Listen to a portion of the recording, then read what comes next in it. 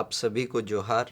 जैसा कि आप सभी जानते हैं कि झारखंड राज्य के सभी डाइट के व्याख्याता और जेसीईआरटी के व्याख्याताओं का 3 दिवसीय प्रशिक्षण 3 चरणों में आरआई भुवनेश्वर में आयोजित किया जाना है, जिसके द्वितीय चरण का प्रशिक्षण 20 से लेकर के 22 जून के मध्य किया जा रहा है।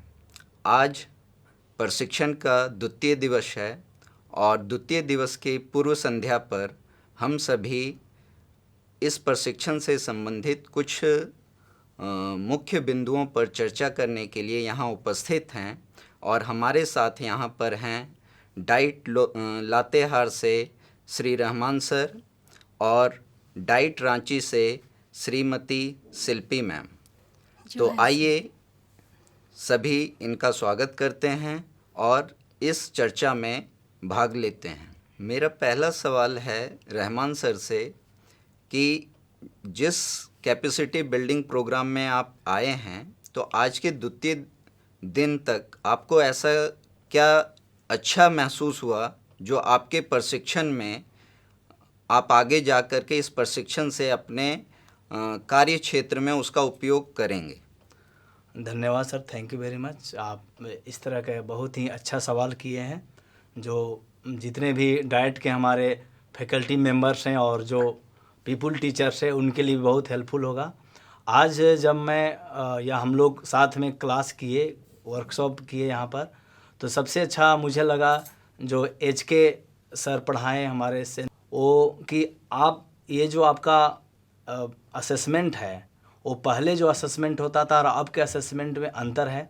पहले जो असेसमेंट होता था उसमें टीचर अपने तरह से असेसमेंट करते थे, लेकिन अब का असेसमेंट में क्या है कि जो पीपल्स हैं, स्टूडेंट हैं और उनके साथ पीयर स्टूडेंट्स हैं, पीयर ग्रुप्स है, वो सब मिल कर के असेसमेंट करेंगे, जिससे उनको और अच्छा लगेगा। दूसरी बात उन्होंने ये बताई कि सिर्फ आपको एकेडमिक रिकॉर्ड ही का असेसमेंट नहीं करना है, इसके अलावा जितना भी असेसमेंट है उनका खेल के क्षेत्र में, म्यूजिक के क्षेत्र में, आर्ट्स के क्षेत्र में, सभी को मिला करके उनका असेसमेंट करना है, जिससे उनका जो रुचि का भी पता चले और उनको आगे जाके करियर में भी अच्छा लगे। और दूसरी बात ये है कि उसके बाद जो हम लोग का जो सेकेंड जो क्लासेज हुआ, उसमें जो हम लोग को ये पता चला कि जो हमारा टीचर का डेवलपमेंट होना चाहिए, टीचर का जो डेवलपमेंट होना चाहिए वो बहुत ही अच्छा से होना चाहिए और एक टीचर को हमेशा अपडेटेड रहना चाहिए आने वाले फ्यूचर के बारे में, क्या किस तरह से टेक्नोलॉजी हो रही है, टेक्नोलॉजी आ रही है, टेक्नोलॉजी जा रही है। तो अगर हम टेक्नोलॉजी के साथ चलेंगे तो कोई भी एक छोटा से छोटा बच्चा या कोई भी ईगर है जानने के लिए कि वो क्या है नहीं है, अगर हम नहीं बता पाएंगे तो वो हमारे लिए थोड़ा सा अच्छी बात नहीं होगी। तो इसलिए हमें चाहिए कि टीचर को अपडेटेड होना चाहिए नॉलेज और दुनिया में क्या हो रहा है टेक्नोलॉजी के साथ, और इस तरह से हम with the help of technology we can impart quality education to the students and to those who are interested to gain knowledge। ऐसे करके हम आराम से हम क्वालिटी एजुकेशन को प्रमोट कर सकते हैं, साथ साथ बच्चे को इंटरेक्टिव भी बना सकते हैं और क्लास को लाइव बना सकते हैं। क्वालिटी एजुकेशन में आपका मतलब है कि असेसमेंट एक बहुत ही मुख्य रोल प्ले करता है। Yes sir. और असेसमेंट जब तक हम सही तरीके से नहीं करेंगे, हाँ, तब तक हम क्वालिटी एजुकेशन नहीं प्रोवाइड कर पाएंगे। ठीक है, थैंक यू, वेलकम। मेरा दूसरा सवाल मैम से है कि जो डाइट है, डाइट कहीं ना कहीं हमारे एजुकेशन सिस्टम में जो भी नीति निर्धारण किया जाता है उसे इम्प्लीमेंट करने का एक बहुत ही महत्वपूर्ण कड़ी है, और उस कड़ी के रूप में आप डाइट के एक व्याख्याता के रूप में आप क्या मानते हैं कि जो ये प्रशिक्षण हमें दिया जा रहा है वो कितने हद तक हमारे लिए उपयोगी है? पूर्णतः पूरे प्रशिक्षण के जितने भी पार्ट हमारे बीच में अभी तक पूर्ण हुए हैं उनको ध्यान में रखते हुए आप कृपया इस पर प्रकाश डालें।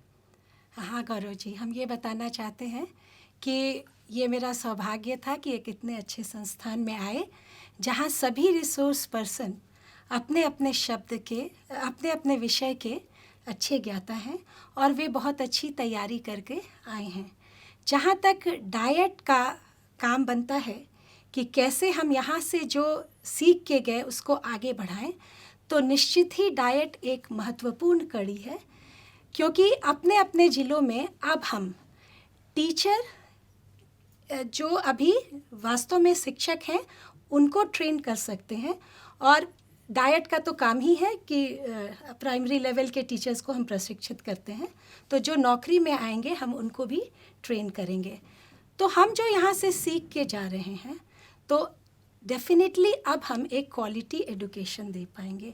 जैसे हम लोगों ने धन्या मैम से सीखा कि कैसे नोवेल्टी है या क्रिएटिविटी है, तो इसको हम लोग कैसे डेवलप कर सकते हैं और नए आचार विचार ला सकते हैं। एलिज़ाबेथ मैम से हम लोगों ने लर्निंग आउटकम के बारे में सीखा कि कैसे ये एक्सपीरियंशियल है, सिक्वेंशियल है, मेजरेबल है, और भी बहुत सारी बातें जो सब हम नहीं कह सकते हैं। और 10 बैगलेस डेज में कैसे हम बच्चों को आत्मनिर्भर बना सकते हैं और जिनकी रुचि है उधर उसको उस तरफ ले जा सकते हैं, ये सीखा। और आज के सेशन में मानसी मैम ने प्रोफेशनलिज्म इन टीचर एडुकेटर्स के बारे में बताया। पहले सच पूछिए, मैं ये कहना चाहती हूँ कि मैं प्रोफेशनलिज्म को बहुत अच्छा विषय नहीं मानती थी। हमको लगता था, शब्द नहीं मानती थी, हमको लगता था ये एक व्यापारिक है कि हम प्रोफेशनल हैं। लेकिन आज हमको पता चला कि प्रोफेशनलिज्म जो है वो एक्सेलेंस इन टीचिंग है, कॉम्पिटेंसी इन टीचिंग है, और ये हमको अपने को ग्रो करना चाहिए हमेशा। और जैसा कि सर ने बहुत ही विस्तार से बताया कि सेनापति सर ने असेसमेंट के बारे में बताया, तो असेसमेंट से ही हमको समझ में आता है कि जो हमने सारी प्रक्रियाएं की वो उसका परिणाम क्या है। तो हम इसको ज़रूर डिलीवर करना चाहेंगे अपने कड़ी से, टीचर्स जो हैं और टीचर्स जो बन रहे हैं। धन्यवाद। Thank you ma'am. जैसा कि जो ये प्रशिक्षण हम सभी को दिया जा रहा है, उस प्रशिक्षण के कड़ी में कहीं ना कहीं जो विषय के जो चुनाव किए गए हैं, जो हमारे देश में नई शिक्षा नीति NEP 2020 जो आई है, उसके संदर्भों को ध्यान में रख कर के किया गया है। तो क्या मैं आप दोनों से ही पूछना चाहूँगा कि जो संदर्भ हैं 2020 नई शिक्षा नीति के, तो उस संदर्भ में प्रशिक्षण क्या 3 दिनों में जो प्रशिक्षण का कार्यक्रम रखा गया उससे हमारे सारे संदर्भ पूर्ण हो पा रहे हैं, या हमें और भी इस तरह के प्रशिक्षण की आवश्यकता आने वाले समय में डाइट के व्याख्याताओं को और JCRT के व्याख्याताओं को देनी पड़ेगी? सर गौरव सर, मैं आपको ये बताना चाहूँगा कि जो आपका 66 पेज का NEP का जो 2020 का जो NEP का जो आप देख सकते हैं डॉक्यूमेंट है, 66 पेज का है। तो उसमें अगर इसका पूरा देखा जाए तो 360 पेज के आसपास जा रहा है, बट पूरा डॉक्यूमेंट्स तो हम लोग अभी पढ़े नहीं है चूँकि बहुत उसमें डिटेल है। बट 66 पेजेज में जो मेन बातें हैं, मुख्य बातें हैं, उसमें ये निकल कर आती है कि स्टेप बाय स्टेप हम शिक्षकों को, एडुकेटर्स को, टीचर को हम ट्रेनिंग देंगे जिससे वो लोग ग्रेजुअली समझ पाएंगे। अब हम अचानक कुछ तो कर नहीं सकते हैं, सिस्टम को तो हम बदल नहीं सकते हैं। तो इसलिए हमारे जो अधिकारी हैं, ऑफिशियल्स हैं, वो ट्राई कर रहे हैं कि शिक्षकों को धीरे धीरे करके ट्रेनिंग दिया जाए ताकि उनके दिमाग में ये बातें हो और what is going to be change. क्या मैंने शिक्षकों के लिए नहीं, मैंने ये आपसे प्रश्न किया था। हाँ। दोबारा से मैं एक बार प्रश्न को दोहरा देता हूँ कि जो संदर्भ को चयन किया गया है NEP के संदर्भ में अभी जो 3 दिवसीय प्रशिक्षण दिया जा रहा है, यानी जितने सेशंस हैं, वो संदर्भ पूरे NEP 2020 को कवर कर रहे हैं, या हमें और भी इस तरह के प्रशिक्षण की आवश्यकता JCRT या डाइट के जो व्याख्याता हैं उनके लिए आयोजित किया जाना होगा, तब जाकर के वह पूर्ण होगा? इस पर मैं आपको बताना चाहूँगा कि जितने भी अभी हम लोग का सेशन होने वाला है, क्योंकि बहुत सारे सेशन नहीं हुए हैं और बहुत सारे सेशन हो चुके हैं, तो जो मेजर पॉइंट्स है, मेजर जो हमारे समाज में जो प्रॉब्लम है और जो समझना हमको शिक्षा से रिलेटेड है, वो लगभग हम लोग कवर कर लेंगे।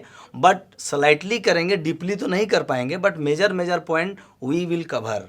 है ना, इसमें हम लोग कवर कर लेंगे, जिससे हम लोग जब हमारे प्रशिक्षण देंगे दूसरे को, जब हम लोग ट्रेंड करेंगे दूसरे को, पीपल टीचर्स को, या जो हम लोग डाइट में है या HM को करेंगे, तो उसमें ये मुख्य बातें कम से कम वो लोग समझ पाएंगे, जिससे फिलहाल जो है हम लोग न्यू एजुकेशन पॉलिसी को कम से कम इंट्रोडक्शन के रूप में ले सकते हैं और धीरे धीरे वो लोग जानेंगे। तो मैं बता रहा था कि गौरव सर कि अभी ट्रेनिंग की और हम लोग को आवश्यकता है।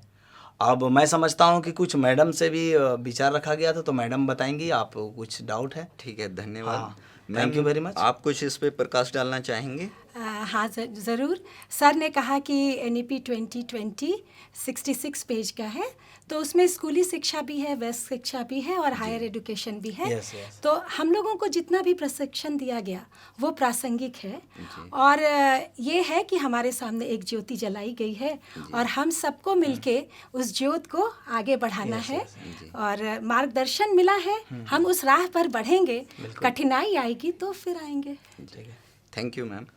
तो जैसा कि आप सभी ने चर्चा के माध्यम से यह जाना कि एक ज्योति के रूप में प्रज्वलित हो चुका है NEP 2020 के संदर्भ में, लेकिन अभी वो ज्योति जो है वो प्रकाश पुंज के रूप में प्रकाशमान होने में उसे थोड़ा सा और भी चीज़ों की आवश्यकता होगी, चाहे वो प्रशिक्षण के रूप में हो, चाहे वो अन्य संसाधनों के रूप में हो।